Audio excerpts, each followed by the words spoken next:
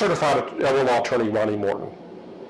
The person who's been long referred to as an executor in the estate planning process is given a different name in a lot of jurisdictions. We call that person in many places the personal representative. The personal representative is simply the individual who will manage your affairs after your passing. In Mississippi, we actually still use the word executor, or if it's a female, executrix. The job of the personal representative, or the executor or executrix, is to finish the decedent's business. They step into the shoes of the decedent and take care of things like taxes, take care of things like collection of bills, take care of things like making sure bills are paid. Not to mention the much more commonly recognized job of making sure that the decedent's wishes are followed when it comes time to distribute the assets of the estate. If you're named as an executor or executrix of an estate, it's likely that you'll need guidance and expertise in handling the will. In fact, Mississippi law requires executors and executrixes to be represented by a lawyer in the probate process.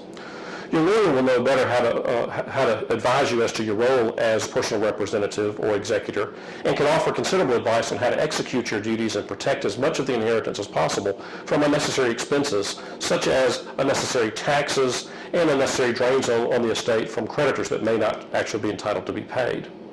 When it comes to choosing an executor, there are many qualities that make one a better choice than another.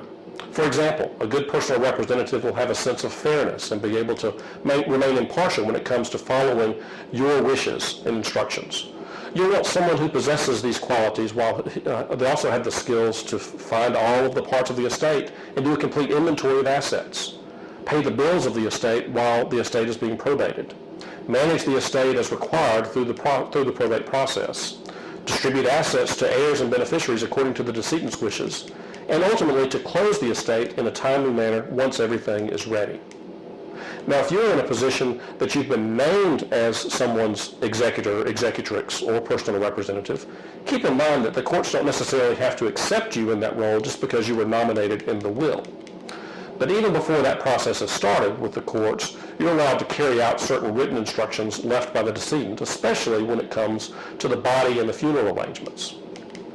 Frequently, these are contained in the will.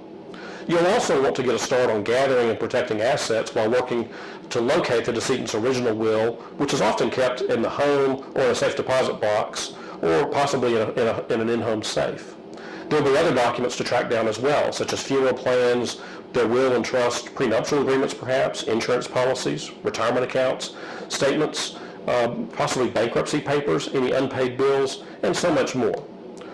A trust and estates lawyer can give you much more comprehensive list of sending you in the right direction in preparing for this important role as executor of an estate.